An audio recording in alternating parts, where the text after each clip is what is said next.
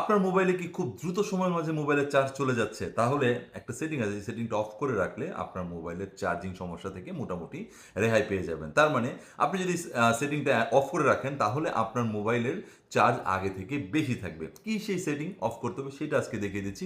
সকল Android mobile ব্যবহারকারীদের জন্য খুবই কাজে আসবে। আমার এই ভিডিওটি শেয়ার দিয়ে দিবেন। সকলেরই কাজে আসতে পারে। পাশাপাশি আমার আইডিকে ফলো দিয়ে রাখুন। এরকম অনেক ইম্পর্টেন্ট ভিডিও আছে যা আপনার কাজে দেবে। So let's check it out.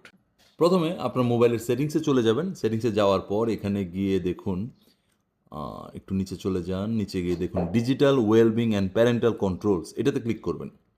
3 dot আছে, এই যে 3 ডট, এখানে ক্লিক করবেন। সেটিংসে চলে যাবেন।